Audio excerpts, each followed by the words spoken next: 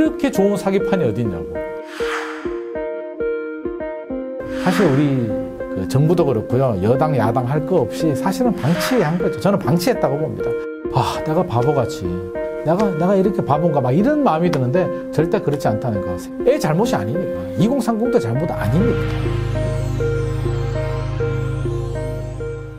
안녕하세요. 김인만 부동산 경제연구소 대표 김인만입니다. 자, 오늘 이렇게 좋은 자리 마련해 주셔서 감사하고요. 최대한 좋은 내용으로 많이 전달해 드리도록 하겠습니다. 예.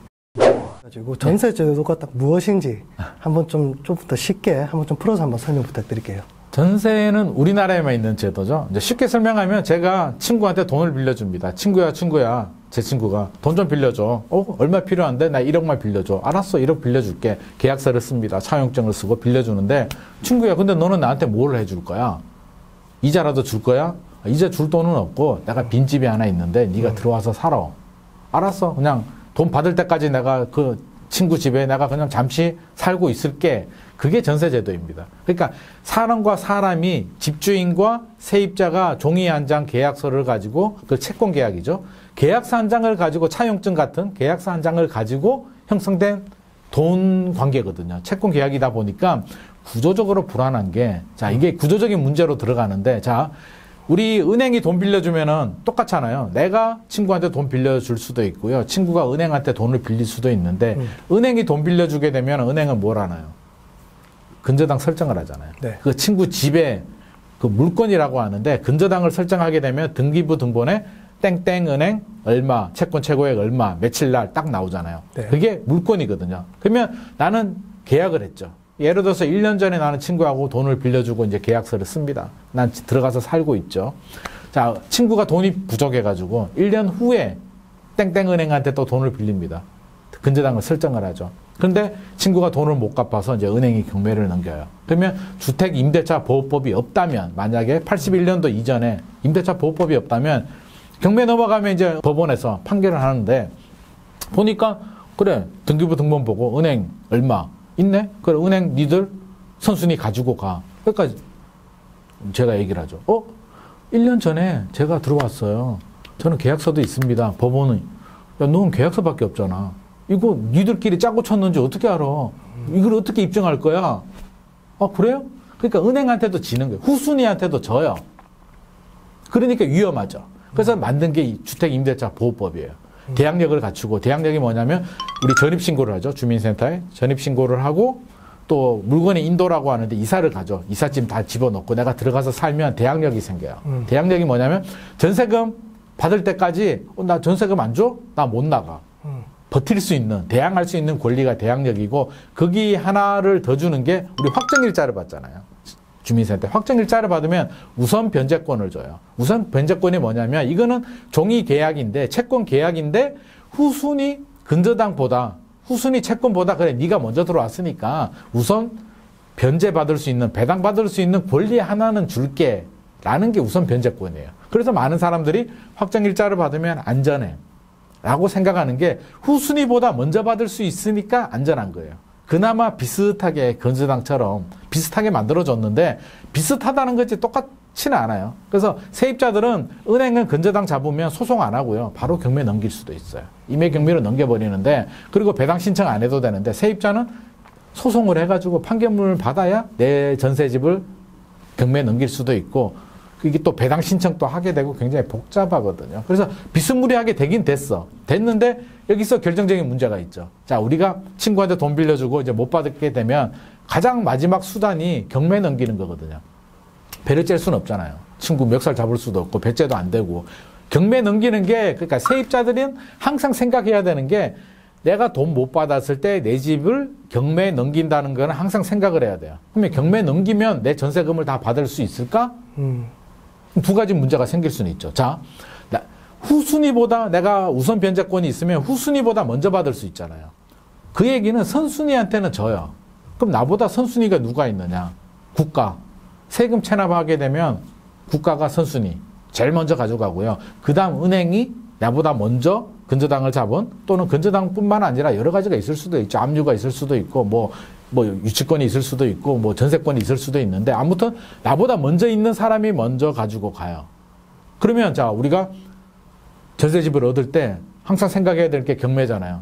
경매 넘길 때 나보다 선순위가 있으면 내가 선순위 빼고 받아야 되니까 많이 줄어들겠구나. 못 받을 수도 있겠구나 생각을 해야 되죠. 그러니까 등기부등본 확인해서 선순위 근저당이 있는지 확인해야 되고 세금 그 체납 사실이 있는지 열람을 해야 되는데 이제는 집주인 동의 없이 계약서 쓰고 잔금할 때까지는 동의 없이 열람할 수는 있어요. 그래서 이번에 이제 4월부터 개정이 됐기 때문에 그런 것도 확인을 해야 되죠. 자, 선순위도 없고 세금 체납도 없어요. 그러면 끝나느냐? 그건 아니고 경매 넘어가게 되면 어떻게 돼요? 가격이 내려가잖아요. 1억짜리 빌라가 경매 넘어가면 한 5천만 원, 잘해야 7천만 원? 이렇게 낙찰이 되잖아요. 근데 전세금이 9천만 원이면 선순위가 없더라도 다 못 받죠. 그렇죠. 그러니까 확인해야 되는 게 경매 넘어가게 되면 한 70에서 50% 까일 수도 있는데 까였을 때 내 전세금을 그래도 내가 받을 수 있는가가 두 번째 고민 사항이거든. 그래서 우리가 전세 가율이 70% 넘어가면 좀 위험하다라고 하는 게 아파트는 70% 잘 넘지 않아요. 그래서 아파트가 안전한 거예요.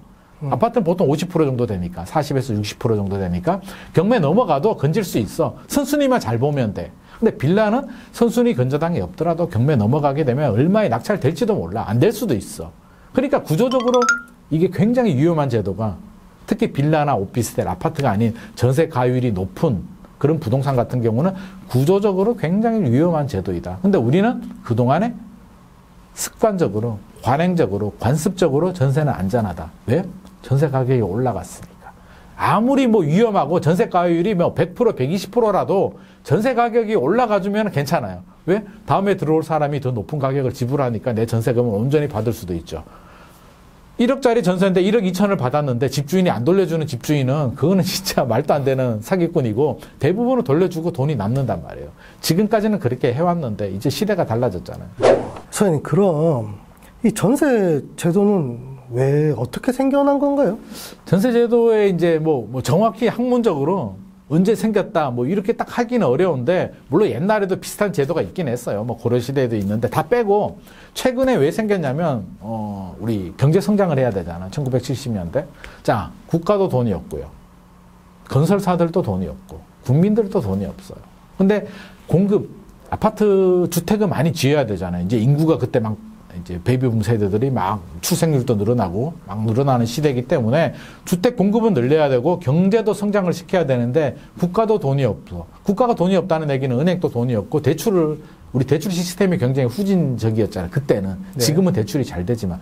자, 그러면 선분양 제도를 도입을 하죠. 머리를 쓴 게. 그러면 자, 선분양 제도가 뭐예요? 땅은 어떻게든 대출을 받아서 어떻게든 건설사가 마련하면 계약금 받고 중도금 받은 돈으로 건설을 할 수 있잖아요. 그렇죠? 그러니까 큰 돈 안 들이고 아파트를 많이 지을 수가 있는데 그거를 계약하는 사람 입장에서 보면 무슨 돈으로 이게 분양을 받지? 그래서 전세 제도가 도입이 되는 게 야, 집값의 절반 정도면 전세 끼고 분양권을 팔아도 되고 집값의 전세를 끼고 무이자 대출이니까 레버리지가 그냥 50% 생기는 거죠. 은행 안 가도. 그러니까 계약자들도 사실은 좋죠. 집값이 올라가니까 투자 수단으로서 굉장히 좋고 어느 부동산이 은행 돈을 안 빌리고 구입할 수 있는 부동산이 어디 있을까요? 토지, 꼬마 빌딩, 상가 다 은행 대출인데 유일하게 주택만 전세 때문에 은행 돈을 안 빌리고도 내 돈 10억짜리면 내 돈 5억 또는 4억만 있으면 살 수 있고 빌라 같은 경우는 돈 안 들이고도 살 수도 있죠. 전세 가율이 높으면 무자본 갭 투자도 가능하니까. 그래서 어떻게 보면 판을 깔아준 거죠, 정부가. 자, 계약자들은 일반 소비자들은 돈 안 들이고 또는 적은 자본으로 부동산을 구입할 수 있고 시세 차익을 얻을 수가 있고 건설회사들은 많은 아파트, 많은 주택을 지을 수가 있어. 왜? 계약자들이 넘쳐 흐르니까 레버리지를 활용해가지고 많이 지었고 투자 수익을 많이 얻을 수가 있고 정부 입장에서는 어차피 민간이 공급을 안 하면 정부가 공공 아파트를 공급해줘야 되는데 정부가 공공 아파트를 공급해줄 돈이 없어. 민간한테 맡긴 거잖아요. 맡겼는데 판을 깔아준 거잖아요. 그러면서 경제 성장에도 도움이 돼. 건설 경기가 좋아지니까. 그러니까 삼각축, 정부, 건설사, 민간이 모두 다 혜택을 보는 굉장히 좋은 제도가 전세 제도였죠. 그러면서 경제 성장하잖아요. 경제 성장하면서 인플레 계속 올라가고 화폐 가치가 떨어지니까 가격이 올라가죠. 그러니까 전세 가격이 계속 올라가니까 안 돌려받을 이유가 없어. 굉장히 좋은 제도였죠. 굉장히 좋은 제도여서 땅 짓고 헤엄치기를 했는데 이제 시대가 달라졌다는 거죠. 50년 지나다 보니까 우리 경제가 이제 예전처럼 그렇게 성장하지도 못하고 이제 부동산이 예전처럼 그렇게 베이비붐 세대 우리 인구 구조도 그렇고 그렇게 성장하는 시대가 아니기 때문에 저는 이제 한계에 좀 봉착했다라는 생각이 듭니다. 전세 제도는 돈을 떼먹는 걸 당하지만 않으면 굉장히 좋은 제도긴 한데 맞습니다. 떼먹히니까 이게 문제인 거잖아요. 그렇죠. 네. 그래서 이 전세 제도의 가장 큰 맹점 여기에 대해서 한번 조금 더 구체적으로 좀 설명해 주시면 좋을 것 같은데. 네, 맹점이라고 한다면 이제 여러 가지 이유가 있는데 이제 구조적인 문제부터 이제 봐야 되는데 앞서서 제가 설명드렸듯이 돈을 못 받았을 때는 경매를 넘기는 거잖아요. 자, 경매를 넘겼을 때 세입자 입장에서는 내가 다 받을 수도 있고 선순위가 있으면 못 받고 낙찰가율이 떨어지게 되면 못 받을 수도 있잖아요. 그러면 집주인 입장에서 생각을 해보자고요. 집주인 입장에서 내 집이 경매 넘어가면은 치명적이죠. 얼마나 아깝겠어요. 그래서 아파트 같은 경우는 10억짜리 집에 전세가 5억인데 경매 넘어가서 7억에 낙찰이 됐다. 세입자는 5억을 가져가고 2억, 집주인이 2억을 가져가는 거잖아요. 억울하죠. 어떻게든 막아야 되잖아요. 그러니까 내가 다른 데서 대출을 받더라도 세입자한테 전세금을 돌려주려고 노력을 하겠죠. 이 아파트를 넘기면 안 되니까. 내가 손해를 보니까. 근데 빌라나 오피스텔 같은 경우 전세 가율이 예를 들어서 1억짜리 빌라인데 전세가 1억이에요. 집주인 입장에서는 뭐가 아쉬울까요? 이미 나는 내 주머니 다 들어왔어, 돈이. 이 집이 경매 넘어가도 지네들 사정이야. 나는 돈 하나도 한 푼도 안 받아도 돼. 이미 나는 투자금 다 회수를 하고 오히려 5천만 원 샀는 게 이제 1억까지 올랐기 때문에 나는 투자금도 다 회수를 했어. 라고 한다면 집주인 입장에서는 굉장히 반환에 소극적이죠. 아, 니들 마음대로 하세요. 그냥 경매 넘기세요. 네 마음대로 하세요. 왜? 자기는 이미 돈을 다 받았으니까. 답답한 건 세입자가 되는 거죠. 이런 구조적인 문제. 여기에 이제 사기꾼들이 또 그 틈새 약한 고리를 이제 치고 들어오는데 사기꾼들은 대한민국 곳곳에 다 있습니다. 빌라만 그 전세 사기만 있는 게 아니라 다 있는데 이 사람들이 가만히 보니까 전세가 너무나 좋은 사기의 터전이 될 수가 있는 게 계약서를 쓰게 되고 만기 때까지 2년이라는 시간이 있잖아요. 최단 존속 기간이 2년인데 2년 동안 자기가 사기당한 줄도 몰라. 왜? 만기가 돼야 집주인한테 연락을 하고 돈을 받잖아요. 예, 맞습니다. 예. 그러면 처음에 사기를 치면 2년이라는 시간을 벌어. 그리고 목돈이 들어오죠. 그렇죠. 친구한테 돈 한번 빌려보십시오. 친구야, 돈 1,000만 원만 빌려줘. 빌려주는 친구 과연 몇 명이나 될까요? 굉장히 힘들어요. 예. 그러면 1,000만 원도 힘든데 10억 정도 또는 1억? 억 단위의 돈을 빌린다? 사기를 쳐도 어떤 논리를 가지고 칠 수 있을까요? 이렇게 좋은 게 있는데 투자하세요. 안 하겠죠. 굉장히 어려운데 전세는? 집만 있으면 그냥 들어와.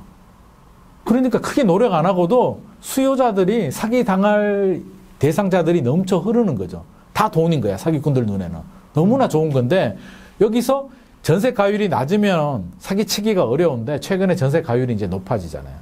많이 올랐죠. 그래서 전세 대출이 시행이 되면서 이제 거품이 커지게 되니까 사기꾼들한테는 굉장히 좋은 먹잇거리가 됐고 보증보험도 좋은 먹잇거리가 되고 안심해. 어차피 사기꾼 입장에서는요. 내 주머니 채웠죠. 전세금 돌려줘야 되는데 내가 안 돌려주면 보증보험에서 준대. 이것처럼 좋은 제도가 어딨어. 그쵸? 그러니까 세입자도 소송도 걸지도 않아. 왜? 보증보험에서 받으면 되니까. 보증보험에서 악착같이 막 이게 내 돈을 뺏어가느냐? 그렇지도 않아. 내 돈 다 빼돌려 놓으면 구상권 청구해도 없어. 마음대로 해. 그러면 못 가져가거든요. 그러니까 이게 보증보험도 굉장히 좋은 판을 깔아줬고 전세 가격 대출 때문에 버블도 커졌고 임대차 3법 때문에 왜곡이 되면서 전세 가율이 올라가잖아요. 뭐라? 빌라 오피스텔이 원래 전세 가율이 80%였는데 예를 들어서 90%, 100%, 110%까지 올라가네? 110%면 무자본 갭 투자. 오히려 돈이 남죠. 1,000만 원 받고 1억 원짜리 빌라나 오피스텔을 살 수 있는 거잖아요. 백채를 하면은 투자 자본이 그냥 들어오고 그러다 전세 가격이 올라가면 또 들어오고 노다지네? 굉장히 처음에 사기를 안 쳐도 돈이 들어와. 근데 전세 가격이 떨어지니까 처음부터 돌려줄 마음은 없었잖아요. 그냥 안 떨어지면은 안 주면 되고 전세 가격이 오르면 또 회수하면 되고 이렇게 좋은 사기판이 어딨냐고. 사실 그동안 약간 방치.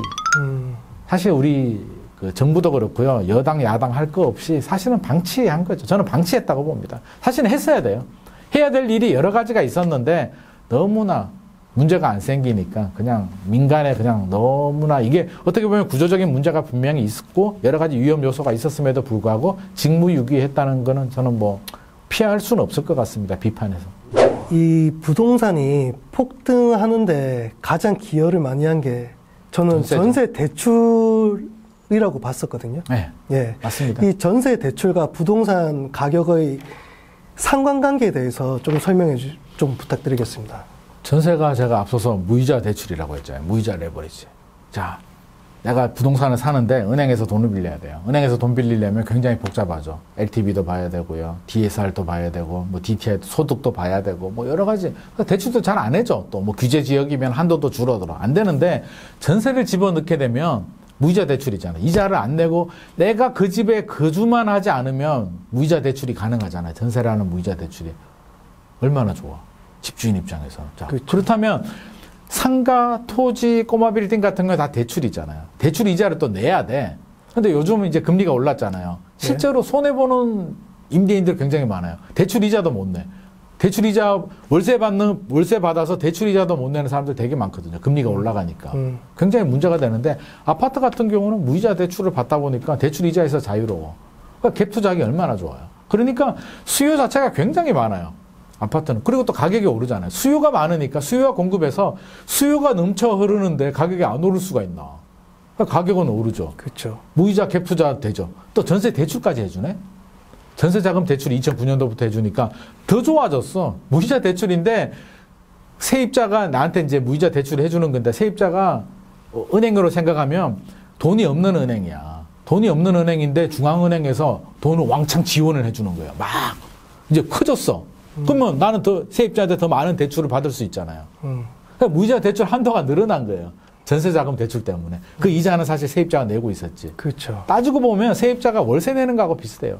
집주인한테 월세를 내는 거나 은행에 이자를 주는 거나 어떻게 보면 약간 비슷하게 돼버린 거예요. 근데 그렇죠. 그걸 서민 주거 안정이라는 명목 하에서 전세 대출을 시행을 하면서 저는 이게 좀 굉장히 처음부터 잘못됐고 어떻게 보면 약간 금융 카르텔에 나쁘게 말하면 그 입김? 로비를 받지 않았나 하는 생각도 저는 살짝은 들어요. 왜냐하면 결국은 이익은 누가 받느냐.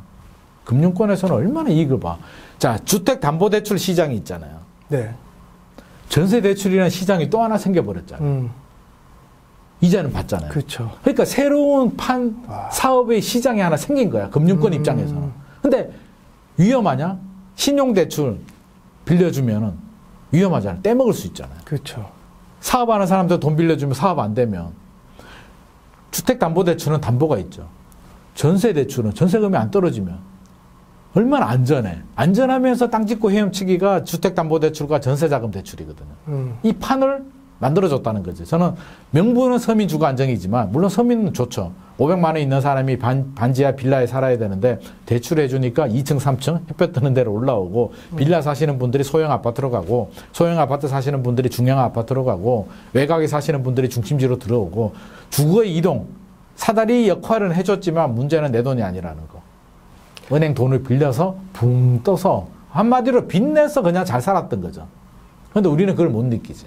공짜처럼 생각했죠. 이제 부동산에서도 지금 대출 금리가 워낙 낮으니까 무조건 하라 그래요. 전세 대출 받아가지고 집 들어가라. 그렇게 그게 많이 이제 됐던 것도 하나의 있죠. 관행 시스템이 돼가지고 관습이 된 거죠. 맞습니다. 요즘 전세 대출 안 받고 전세금 마련하는 사람이 어디 있을까요? 없습니다. 99% 없어요. 뭐 1% 정도는 있을 수는 있는데 99% 없기 때문에 이제는 전세 대출이란 게 완전 자리를 잡아버렸어.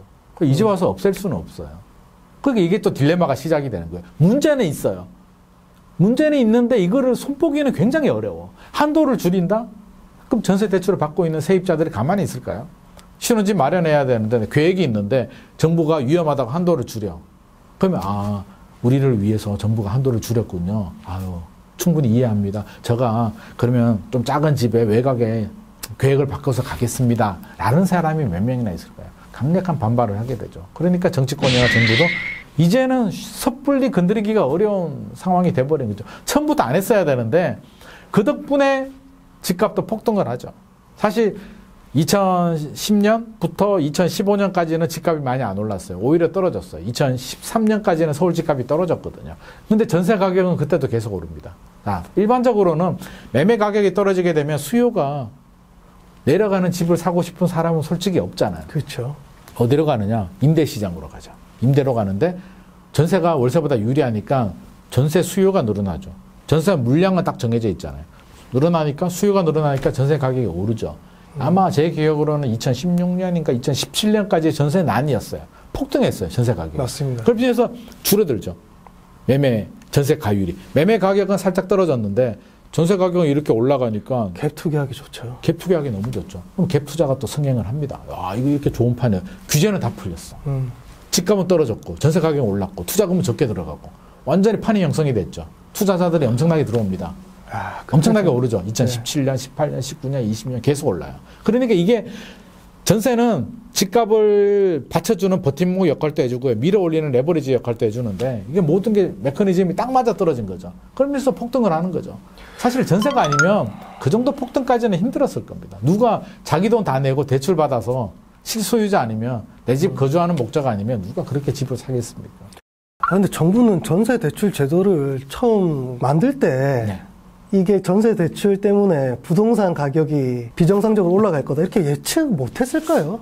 살짝 생각은 했겠죠. 예. 살짝 생각은 했는데 그거보다는 항상 100% 만족할 수는 없잖아요. 네. 하나를 얻으면 하나를 잃어야 되는데 얻는 게 더 많다고 생각했겠죠. 명분은 좋잖아요. 서민 주거 안정. 뭐 선진화된 금융 시스템. 사실 뭐 대출이라는 게 선진 금융 시스템이라고 이야기를 하는데 저는 그 미국도 마찬가지잖아요. 월가들, 그 탐욕의 월가들. 네. 걔들 돈 버는 그런 사업 아이템인 거죠. 아이템에 놀아나는 거잖아요. 다들. 우리도 마찬가지인 거지. IMF 이전에는 주택담보대출도 쉽지 않았잖아요. IMF 되니까 미국에서 딱 요구하는 게 뭐야? 개방해. 금융시장 개방해. 왜? 쥐들 판 깔아주는 거니까. 자, 2009년도에는 전세까지도 개방해버리게 되잖아요. 그러니까 좋은 말로 하면 서민 주거 안정이지만 서민들의 삶의 질 향상이지만 나쁘게 말하면 저는 판을 깔아줬다. 그리고 집값이 올라가는 건 예상을 했지만 정부 입장에서는요. 물론 집값이 폭등하면 안 돼요. 하지만 내려가도 안 되거든요. 적당히 그렇죠. 올라가줘야 돼. 그래야 세수도 늘어나고 경제 성장에도 도움이 되기 때문에 그 정도 돼야 되는데 혹시라도 폭등할 가능성은 있지만 혹시라도를 가지고 정책을 시행할 수는 없는 거죠.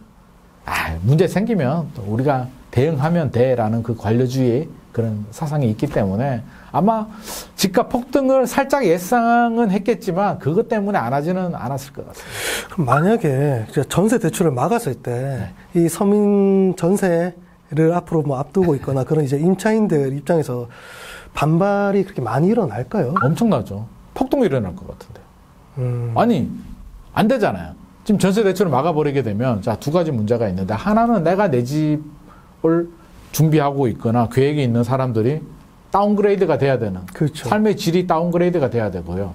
뭐 나쁘게 말하면 사실은 임대가 그렇잖아요. 내 돈 가지고 내 수준에 맞춰서 사는 게 원래는 임대인데 그렇죠. 대출 때문에 붕 띄워졌는데 어떻게 됐든 수준이 높아졌잖아요. 다시 내리기가 쉬울 것 같습니까? 우리 차 생각해 보면 차 대출 받아가지고 이제 아반떼 타던 분이 예. 그랜저를 탔어요. 다시 아반떼로 갈 수 있을까요? 자, 그랜저 타다가 또 대출을 받아서 제네시스를 삽니다. 또 그랜저 타면은 소음이 얼마나 크게 들리는 줄 아세요? 예전에 안 들리던 소음이 들리고 엉덩이도 아프고 막 불편한 게 엄청나게 많거든요. 네. 다운그레이드가 된다는 거는 진짜 그건 현실적으로 어렵습니다. 어렵고 그러면 정치권에서는 엄청난 반발이 있을 거잖아요. 그걸 무릅쓰고 주택시장 안정을 위해서 전세제도에 손을 볼 것인가? 저는 대한민국 정치인들 여당 야당 할 거 없이 과연 안정성을 위해서 바른 방향성을 위해서 내 표심을 깎아 먹으면서 하는 정치인은 저는 지금은 없다라고 보여집니다. 과연 누가 왜 총대를 메고 내가 전세 대출을 왜 손을 봐서 내가 욕을 먹고 잘못하면 내가 옷 벗어야 되는데 그걸 누가 할까요? 할 수가 없죠. 그러니까 아무도 원하지 않는 지금 문제가 된 거죠. 이 전세제도 없애는 게 좋은 거 아닌가요? 대안이 없잖아요. 우리가 자동차를 단종하잖아요. 자동차 회사들이. 단종할 때 어떨 때 단종해요? 두 가지가 있잖아요. 그 새 모델, 신차가 나올 때 단종하고 두 번째는 얘가 안 팔려가지고 안 팔리고 차라리 다른 거 사. 뭐 그런 차 있었잖아요. 제네시스하고 그랜저 중간에 아슬란이라고. 네네. 안 팔리니까 아슬란 단종시켰는데 수요가 그랜저를 사든 제네시스를 사면 되잖아요. 그러니까 네. 대안이 있어야 된다는 거죠. 아니면 신차가 나오거나. 그럼 전세 제도의 대안이 뭐가 있을까요? 아니, 월세는 생각해보면. 대안이 안 돼요? 자, 생각해 보자고요. 하나씩. 전세 제도의 첫 번째 대안은요. 집을 사는 거야. 내 집 마련. 다 집 하나씩 가지자고. 근데 현실적으로 안 되잖아요. 전 세계에 그런 나라가 어디 있나요? 미국, 일본, 영국 다 자가 비율이 한 60%밖에 안 돼요. 그건 불가능하니까. 인류 역사상 루마니아라는 나라가 한번 그런 적이 있었다고 하더라고요. 공산주의 국가에서 그 독재자가 집을 다 줬대. 집 하나씩은 가지자고 만들어가지고. 나라 망했잖아. 왜? 집 다 가지니까 건설 경기도 죽고 열심히 노력할 필요도 없고 새 집도 짓지 않으니까 이사갈 집도 없어지게 되고 젊은 애들이 커서 이사갈 집도 없어. 건설업이 붕괴가 되니까. 그러니까 그건 말이 안 되는 얘기고. 그러면 두 번째 대안은 지금 전세는 민간 임대 제도잖아요. 그럼 공공이 임대를 해야지. 싱가포르처럼. 다 될까요? 우리나라가 무슨 돈으로? 사우디아라비아처럼 빈살만처럼 돈 그 정도 있으면 네옴시티 해가지고 뭐 어째 하겠는데 우리는 그것도 안 되죠. 그러면 공공으로 가려고 했다면 6.25 전쟁 끝나고 우리 국가 재건할 때 그때 국가가 땅을 대량, 그때는 뭐 다 빈 땅이니까 대량 해가지고 그때 지원을 받든지 해서 공공으로 갔어야 되는데 우리는 민간으로 컨셉을 잡았기 때문에 이미 끝났어. 지금 공공임대를, 전세를 공공임대로 커버한다는 건 현실적으로 불가능해요. 그럼 세 번째는 이제 월세지. 그럼 월세로 가야 되는데 다수의 시장의 수요자들이 월세를 낼 준비가 되어 있느냐? 돼 있을까요? 전세 사는 사람이? 지금 또 전세 비중이 한 50% 정도 되는데 조금 줄어들었지만 예전보다는 약해졌어요. 네. 예전에는 임대 그러면 무조건 10년 전만 하더라도 무조건 전세지. 월세는 돈 없는 사람들이 가는 거야. 무조건 전세인데 지금은 이제 반반까지는 왔어요. 앞으로 이제 월세가 조금 더 강화되리라고는 생각을 하는데 전세가 인위적으로 갑자기 뭐 단종을 시킨다, 폐지를 한다. 나는 월세로 갈 마음의 준비가 안 됐고 매달 낼 돈도 없고 지금 학원비 낼 돈도 없는데 무슨 돈으로 월세를 내? 집주인도 마찬가지죠. 전세금 돌려줄 돈도 없어. 그 어디서 마련해서 그러면 정부가 결국에는 집주인한테 뭐 저리 대출을 해줘가지고 반환해주고 세입자는 월세를 내야 되는데 뭐 그게 현실적으로 될까요? 안 되죠. 그러니까 서서히 이제 월세가 강화될 거예요. 10년, 20년, 30년 지나면 저는 이제 월세가 전세보다는 강화되리라고 봐요. 그게 선진국이고 그게 맞는 거고 원래 월세가 맞아요. 전세는 잘못된 제도야. 하지만 잘못됐다고 해서 문제가 있다고 해서 지금 당장 폐지할 수는 없는 거죠. 잘못되는 건 아마 시장의 논리에 따라서 서서히 이렇게 좀 바뀔 거고요. 정부는 문제점을 보완하고 개선해 주는데 이제 집중을 해야겠죠. 어떻게 보완할 수 있다고 생각하세요? 일단 구분을 좀 해야 돼요. 뭘 구분하냐면 우리는 혼돈이 생겨. 전세금 못 돌려받으면 지금 야당에서도 착각하는 게 전세금 못 돌려받으면 자꾸 사기라고 하는데 사기는 두 종류가 있다고 했잖아요. 자, 처음부터 사기, 기망의 의도를 가지고 인천 같은 경우, 인천은 어떻게 예를 들어서 집값이 5억짜리예요. 5억짜리인데 감정평가사를 끌어들여. 10억으로 부풀려.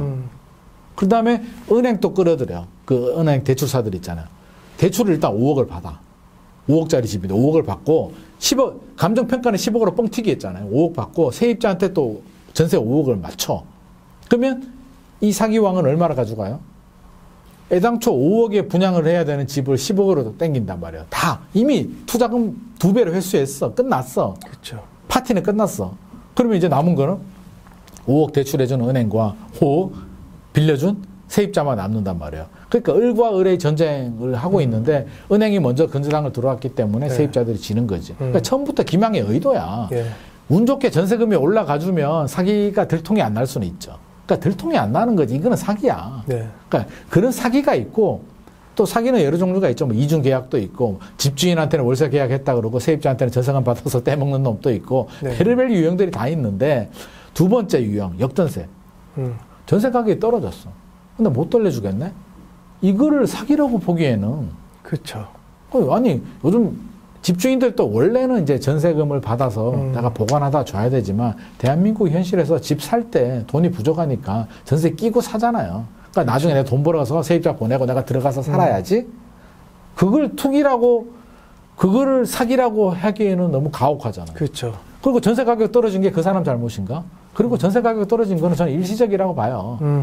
금리가 이제 더 이상 올라가지 않고 2020년 여름에 이제 임대차 3법 중에 이제 2법이죠. 계약갱신 청구권, 전월세 상한제 되면서 왜곡이 되면서 2021년 말까지 이제 좀 문제가 있었어요. 그래서 막 집주인들은 막 올리고 세입자들은 불안하니까 막 높은 가격에 적정 가격보다 높은 가격에 막 계약을 했단 말이에요.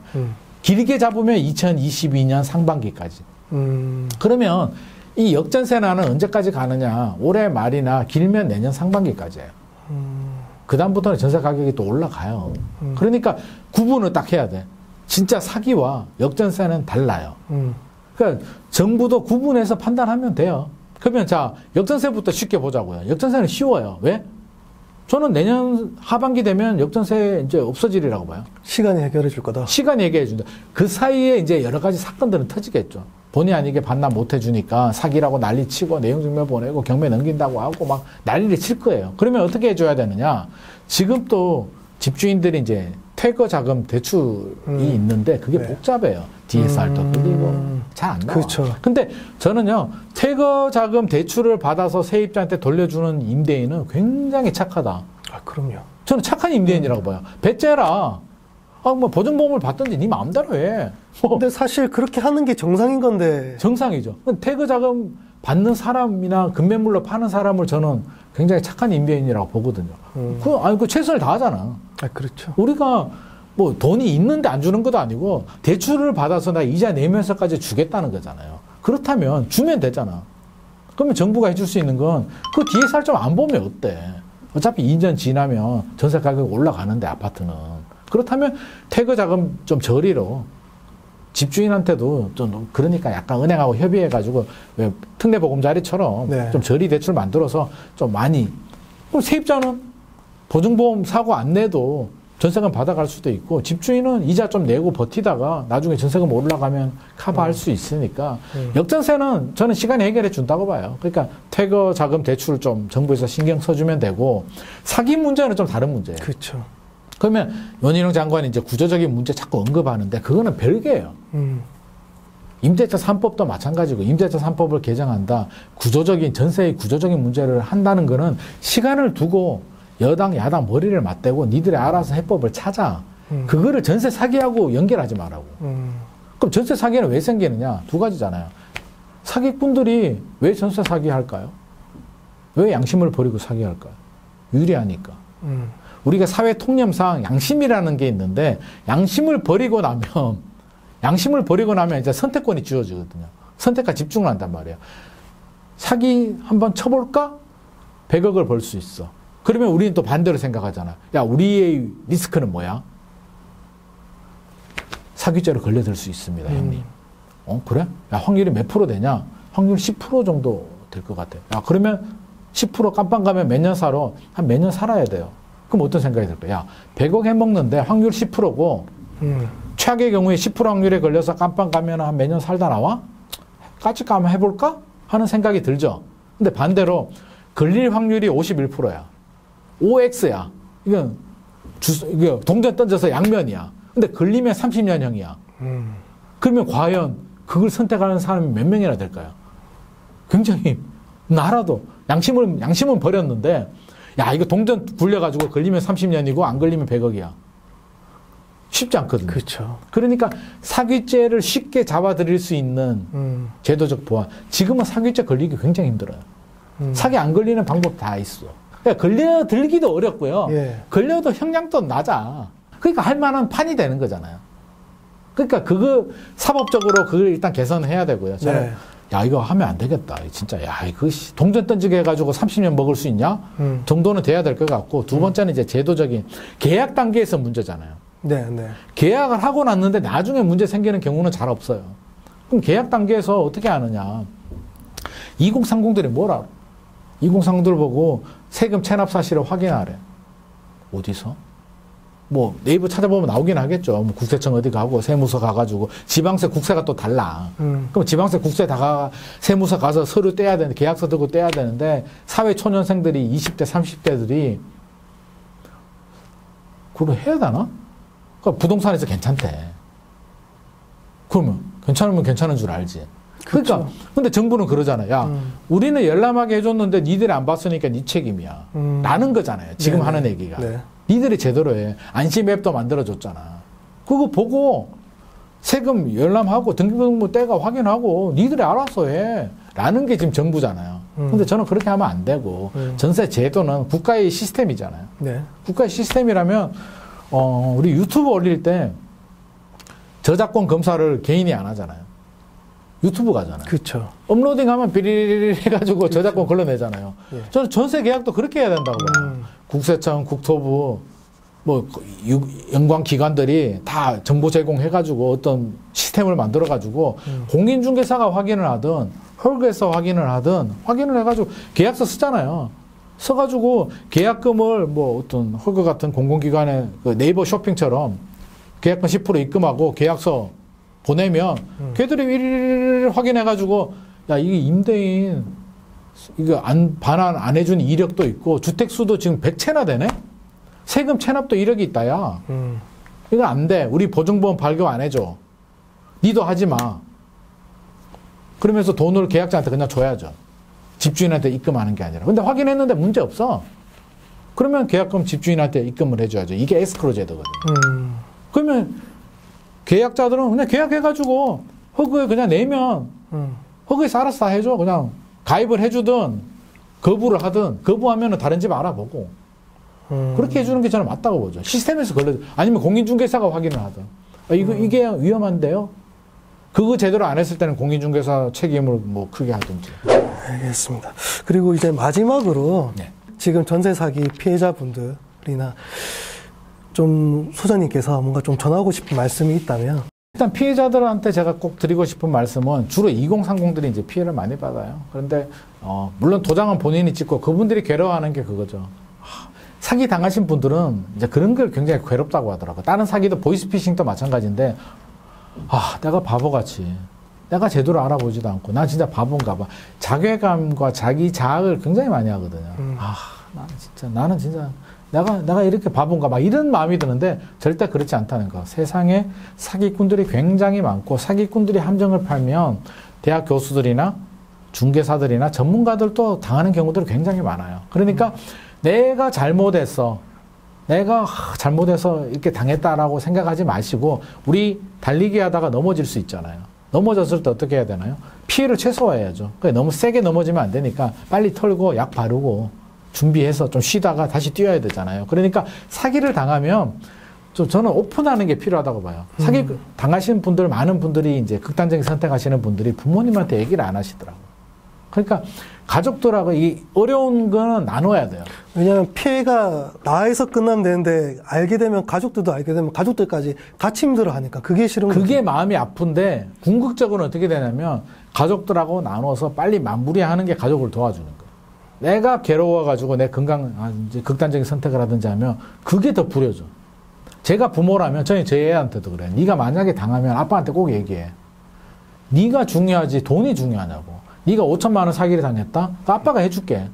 너 잃는 것보다 5천만 원 내가 빚내서라도 해줄게. 부모라는 건 부모는 자식한테 든든한 버팀목을 해준단 말이에요. 부모가 능력이 없으면 같이 울어라도 주잖아요. 네 잘못 아니라고. 그러니까 부모가 능력 때문에 일단 부모가 우선 변제라도 해줄 수 있어요. 그러니까 왜?